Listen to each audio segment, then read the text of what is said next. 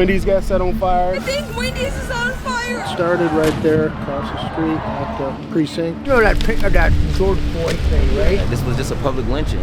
That's a tradition here in the West. 5 years ago, Minneapolis went up into flames after Derek Chauvin killed George Floyd outside a convenience store. George Floyd's arrest and death in police custody on Monday set off protests in the Twin Cities. 5 years later, what's it like? Is crime better? I ran away from there and been out here since then. I'm a drug addict. We went to Minneapolis and ended up in its most dangerous neighborhood on a rainy night where we confronted a different problem in the city. I've already done overdose about 11, 12 times. Come with us to find out the answer to all these questions and visit Minneapolis. The first night that the National Guard set up was on our block, actually. A local named Ben showed us around the site of the riots and where Floyd was killed. For full disclosure, Ben is also my cousin, and he lived just blocks away from where it all began. Here it begins. So I could see this building go up in flames the first night, like the fire started. Another building was partially built at the time. It was like that and the Wendy's up here. So they, took it all down and then rebuilt it. Any speculations and theories about, the person, I think they call him Umbrella Man. Well, the FBI is asking for your help tonight. He's all in black and clearly on a mission to ooh, let's burn down the AutoZone. And by the way, do you call it a protest or a riot? Depends on what's going on. There was a different character once it got dark. This is what it looked like from his front yard, according to videos he posted to his Instagram. Word got out and you started seeing license plates from further and further away.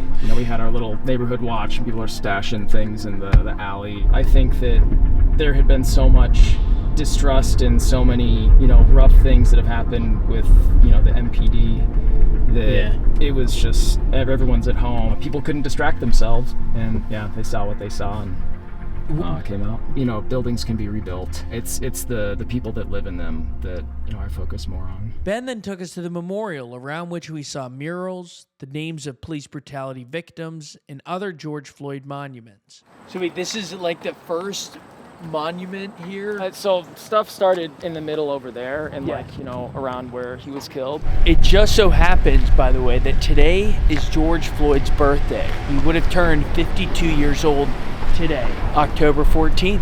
This was just a public lynching. That's a tradition here in the West. My name's Maestro. I've been caretaking out here since May. 5 years later, this was looking bad. It was worn out teddy bears and fake flowers. But I've just been volunteering, to treat it like sacred land and keep it alive. Is this the convenience store where he was, right?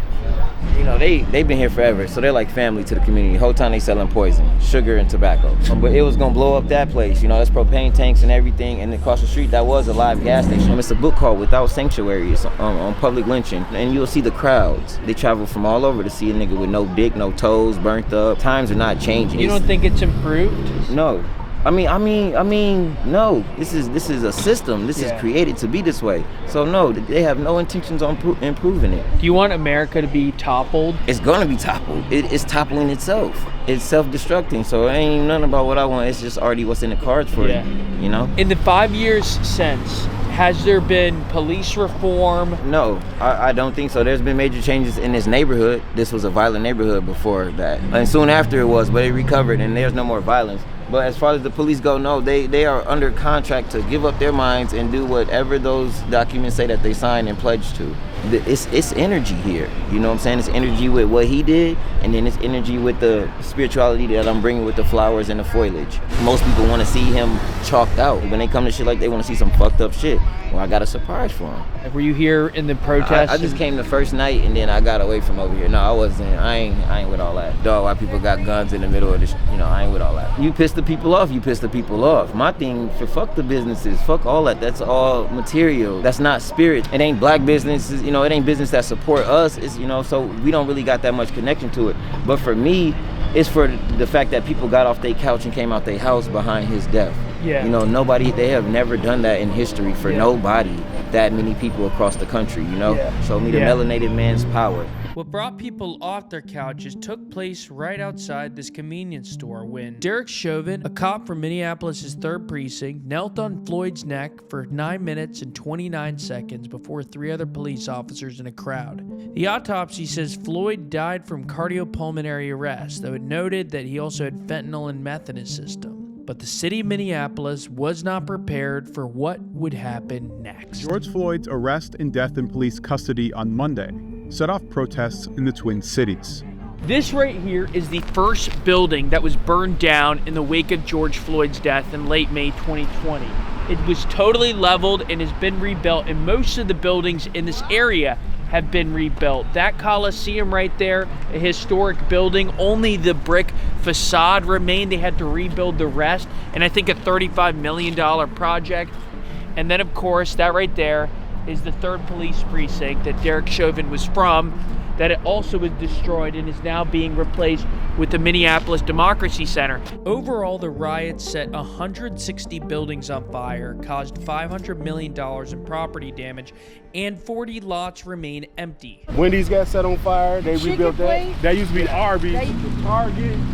Got vandalized And they rebuilt them too. And what was your take on the uprising that took place? Does it bother you as a local? It bothered me in a sense because they tried to sweep it under the rug and portray this guy as something that he wasn't, and then they just tried to justify the whole situation. But if you look at the video, clearly he's literally being murdered in front of thousands of people. Yeah, crime is worse. Do you blame the uprising on that at all? No, that's just nature within itself. So the 3rd Police Precinct in Minneapolis was notorious prior to the arrest and killing of George Floyd. From 2007 to 2017, it paid $2.1 million in misconduct claims against Minneapolis residents, and the Minneapolis Star-Tribune described it as a playground for sort of bad cops. A DOJ report, by the way, in 2023 found that Minneapolis Police Department in general had a history of misconduct and mistreatment of minorities. That dark history dates back decades, and it made some believe Floyd was part of a pattern. In 2002, MPD cops killed a handcuffed Christopher Burns with a chokehold. In 2010, cops killed David Smith, also a black man, and also by kneeling on him. And in 2016, mass protests broke out after Philando Castile was shot 7 times in front of his girlfriend and daughter in a traffic stop in a town just miles away. We then interviewed some locals in the area to get their perspective on what happened that night, and also whether it should have. Before the riots, it was pretty peaceful and calm, but things got out of control that night, and the police didn't come to help. The firefighters didn't come to put out the fires, and things went just crazy. And then it spread from here. Do you blame them more than the rioters for that? I really do, because normally we have peace and harmony and Minnesota nice around here, and we get along regardless of ethnic groups. I don't even know who the rioters were. I didn't recognize any of them. Have you lived in Minnesota a long time? 30 years. What's your take on the MPD? Well, there had been kind of a history of them being trigger happy, and I think George Floyd was a boiling point where it boiled over, and the people said they had enough. Since then, crime has picked up. To what do you attribute that? I don't think it's picked up too much. It's moved from the north side down to Lake Street, and that's mainly because there's drug activity every corner, every nook and cranny. There's homelessness, and there's fentanyl, there's heroin, and they don't prosecute. Drug. Should they? Well, yeah, if you're out there dealing drugs and people are dying. Did they ever defund the police? Well, they didn't officially defund it, but they put a lot of restrictions on what the officers could do. The city was burning down, and it was really scary. We lived really close to where it was mostly going down at the time, and I would be awake and I would hear all the helicopters and like see all the lights, and it was like super scary because at the time I was like 10 probably. Yeah. Business owners probably weren't very happy, but I think people were happy that like people were making sound. And it like depends on where you're from kind of in the city, because I know a lot of the people who are like in the suburbs saw it as like unnecessary rioting and like stuff like that. Does the MPD have a bad rap? Yes. Yeah. I plan to become a police officer and actually work in that department, but yes, they do. Yeah. What are Minneapolis' biggest problems? They have lots of problems. I think policing is right at the top of the list, and not just the policing problems they had with the police themselves, but now the lack of them and the sense of insecurity that a lot of people have, that crime is worse than it has been. And in some ways I think it is, some ways I think it's an exaggeration. But I think that whole Derek Chauvin thing, I mean, that just smeared the reputation of Minnesota. I mean, it was just blatant. I mean, nobody could misunderstand what they saw happening on that street, and then we have the subsequent riots and the damage done to people that it shouldn't have happened to. I mean, I never did understand why we're burning down the buildings of immigrants just because of a rogue cop. It's interesting to hear how many people suggested that outsiders may have ratcheted up the protests and caused most of the damage. You may have seen viral videos in 2020 of the looting that took place in this Target, which, by the way, Target never disclosed the total amount of property damage or the renovation cost, but this was a central site of the looting that took place during the uprising. Over and over, we heard from locals that the MPD were corrupt and, according to some, deeply racist. And from two bikers, we heard harrowing stories like this. 12 years ago today, I found the victim of kidnapping and brutal sexual assault in a park in East Phillips because I literally showed up about 2 seconds after it happened and the assailant was still in the area, and the cops didn't gather evidence from the crime scene because they didn't set up a fucking crime scene. And it took 12 years for the assailant to finally get sentenced. So the MPD has, in your eyes, a bad track record? That night they did. And I feel as if the victim and her husband, they have a very strong case against the city of Minneapolis for negligence at best. I'm going to be urging the judge on the 12th of November to explore all things maximum for this individual because he is a sick dog that needs to get put down for a very long time. At this point, it was time for some data and also for us to go to the city's worst neighborhood to visit ground zero of crime today. But before we share that data and go to the hood, please make sure to subscribe to this channel if you support our mission of capturing the world without bias or fear. And if you enjoy our videos and want the same nonpartisan approach to the news, become a Roca member. Every morning, we send our members a deep dive breaking down the biggest topic in news without bias or fear. If you want unbiased news and to support our channel, visit the link in the pinned comment in our description. Now back to Minneapolis. After Floyd was killed, the Minneapolis Police Department saw an exodus of cops. From 2019 to 2023, the MPD lost 300 employees. In some neighborhoods, cops stopped responding to calls, and crime spiked far more than it did in other major cities post-COVID. Minneapolis is caught in what some call an urban doom loop. As crime increases, businesses leave, the tax base shrinks, and everything continues to decline. And since then, crime fell, but in 2024, homicides rose again. Homicides are over double what they were in the 2010s. But what's really gotten worse, and we saw this firsthand, was its opioid issue. We are now in Phillips, which is the most dangerous neighborhood in the Twin Cities area. And one thing we're seeing here is you have so many vacant storefronts, you have a bunch of closed businesses, you have across the street an empty cellular building, that's all it says. You have a bunch of empty storefronts. It also has an average income of about $31,000, which is less than half of what it is for Minneapolis on average. I've had 6 bikes stolen from me that were legitimately mine. Well, you heard of that, that George Floyd thing, right? After that killing, there's been a little bit of a shortage of Minneapolis police.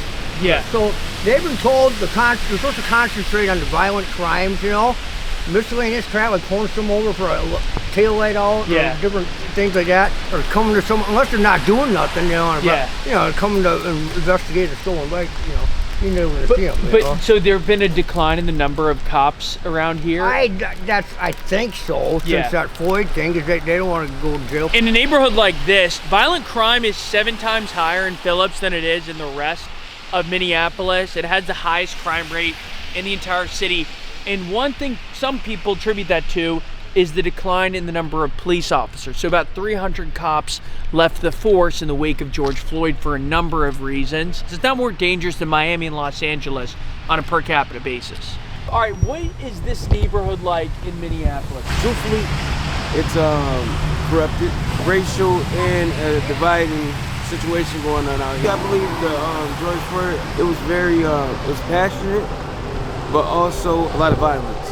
I believe the government went too far because the government should be teaching their law better, how to be better police officers and protect the city better. The businesses wasn't really the thing that mattered. There was a lot of families and a lot of black people affected by it and a lot of white Caucasian people affected by it. The business doesn't even matter. That's not even a situation of a conversation. What really mattered more was about the people and the people that were affected by it.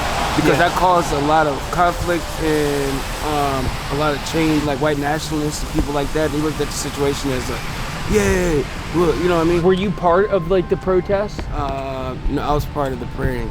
Yeah, I chose to pray and figure out the situation and the truth of the matter of why did that really happen. I mean, do you think the city's gotten better or worse since 2020? I believe it has not been no better since slavery, because that's the same thing that happened in slavery.